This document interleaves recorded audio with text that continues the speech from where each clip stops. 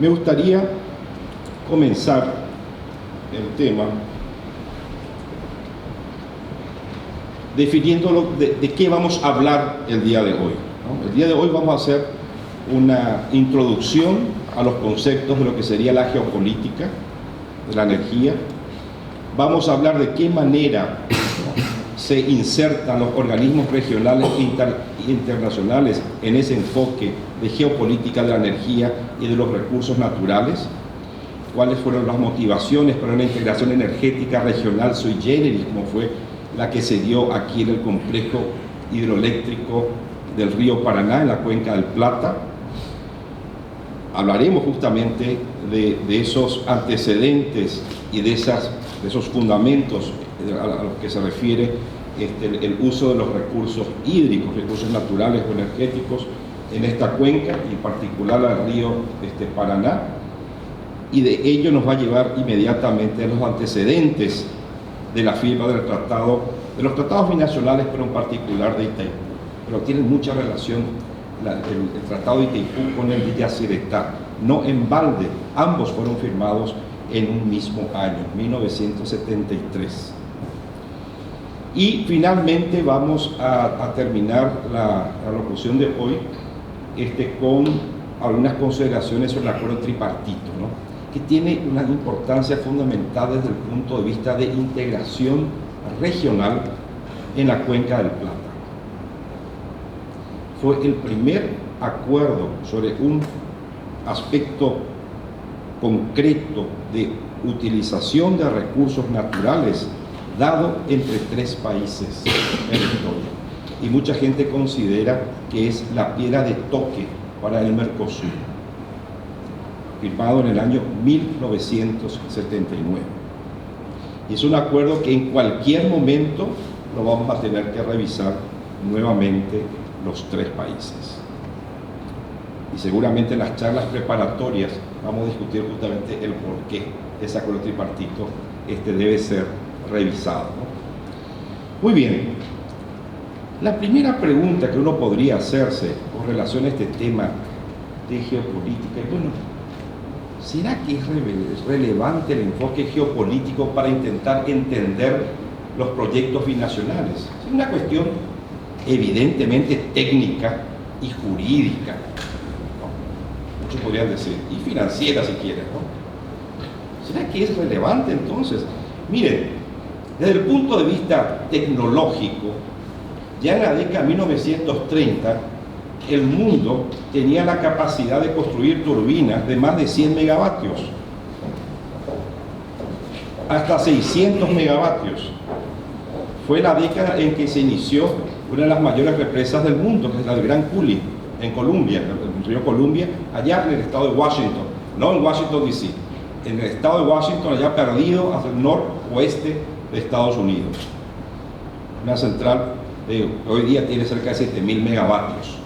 Es la mitad prácticamente de Itaipú, pero en su época, fíjense, en 1930 ya podíamos construir en el mundo, ¿no?, centrales de ese tipo, con una caída de más de 100 metros, 160 metros que debe tener el Gran Coulee.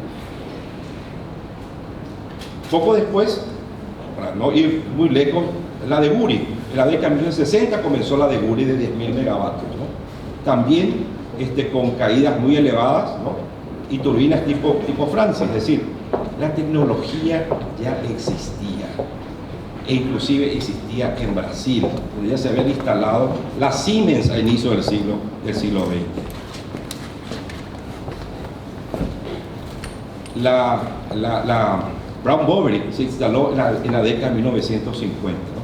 Es decir, en Brasil ya había tecnología para la construcción de grandes centrales hidroeléctricas. Ellos ya habían comenzado en 1949, ¿no?, en el complejo hidroeléctrico de Paulo Afonso, que queda en la cuenca del río San Francisco, y habían comenzado una central hidroeléctrica con desvío del cauce del río.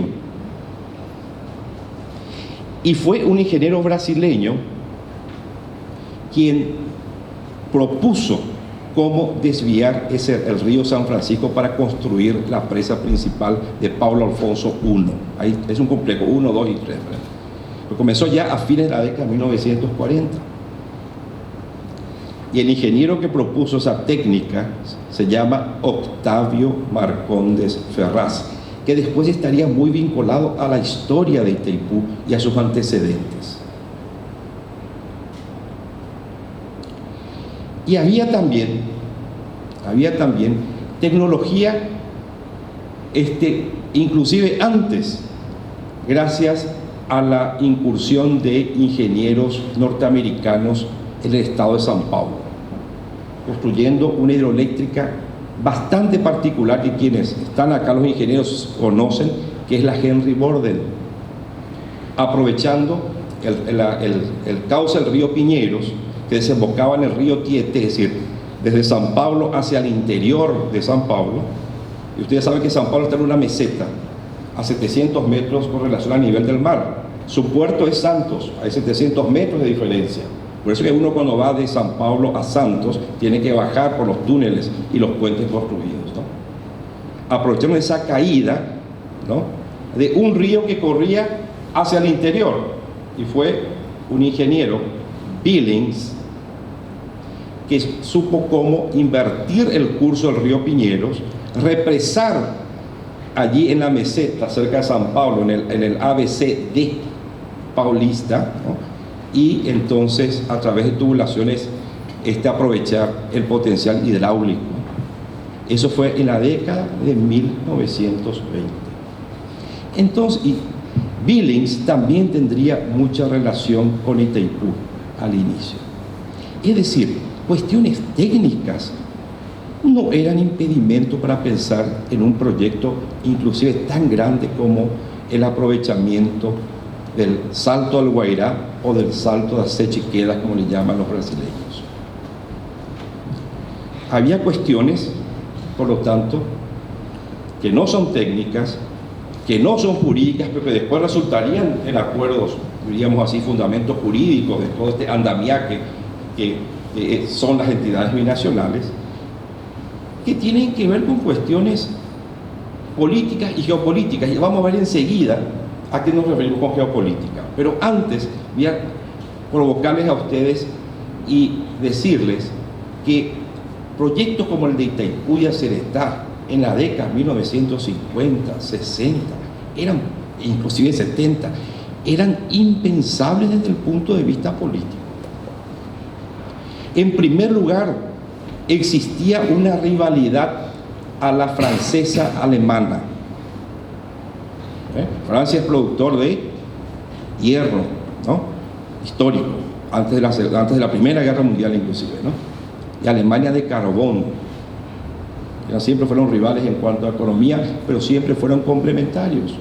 Desde ahí que se fundamenta la Unión Europea, con la comunidad del carbón y del acero. El carbón de Alemania y de otros países, evidentemente, pero Alemania el principal, y el mineral de hierro de Francia y Luxemburgo, en fin, otros países también, ¿no? Había una rivalidad entre Argentina y Brasil, que muy bien en el fútbol se manifiesta Messi, Ronaldinho, Neymar hoy día, ¿no?, o cualquier otro, ¿no?, Maradona, Pelé, claro que no fueron contemporáneos, ¿verdad?, pero siempre en el fútbol se manifiesta de manera tal vez a veces rabiosa, ¿no?, y Argel. Pero esa rivalidad en realidad tiene raíces históricas. Y si bien hay antecedentes que podemos llevar eso al siglo XVIII, ¿no?, con el Tratado de Madrid y el Tratado de Ildefonso, vamos a ceñirnos un poquito más a la historia que nos involucra a nosotros como paraguayos, que es la famosa guerra de la Triple Alianza. Esa guerra todo el mundo sabe, porque hubo un tratado secreto que después fue divulgado, ¿no? ¿Qué objetivos se planteaban? Si bien no era de manera evidente el tema de los límites, el tema de los límites estaba implícito.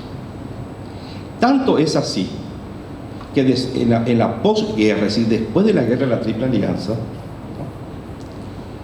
se tenía que discutir el tema de los límites, el tratado de límites entre Paraguay y Brasil y entre Paraguay y Argentina. Eso se dio en la década de 1870, en ambos casos. Pero la gran discusión en el Consejo de Estado, que era un consejo que le asesoraba al emperador, ¿sí? Al emperador en sus decisiones. En el Consejo de Estado, sobre la cuestión de límites, hubo una discusión larguísima, un debate de si se debía incluir, por ejemplo, a la Argentina en los acuerdos bilaterales que se estaban pretendiendo realizar con Paraguay con relación a los límites. No había un acuerdo, un consenso en el Consejo de Estado. Muchos decían, por ejemplo, Nabucco, decía que no, ya que firmamos un tratado de la Triple Alianza con Argentina, tenemos que firmar el tratado de paz y de límites también de acuerdo con Argentina. Pero en el Consejo de Estado también decían otros que los argentinos tenían ambiciones exageradas con relación a apoderarse del Chaco paraguayo. Y no estaban de acuerdo con eso. De hecho, prevaleció la visión de que tenía que hacerse una negociación bilateral ya en aquella época entre Brasil y Paraguay y no inmiscuirle a la Argentina en esa historia. El Tratado de Paz y de Límites, se firmó en 1872, en enero de 1872, y tenía que ser ratificado. Y fíjense lo que están las actas del Consejo de Estado del imperio en aquella época de Brasil. Y lo que dice el conde de, que era marido de la princesa Isabel, y aquí no es tan querido porque fue el que después del duque de Caxias condujo la guerra en situaciones vergonzosas para Brasil. Sin embargo, él dice, miren, nosotros acá no tenemos por qué estar esperándole a la Argentina prácticamente era uno de los defensores que se tenía que hacer el tratado con Paraguay. No había un acuerdo con los argentinos, ¿no? Es decir, la cuestión del tratado de la Triple Alianza era una amistad limitada, dicen algunos diplomáticos, y limitada hasta después de la guerra.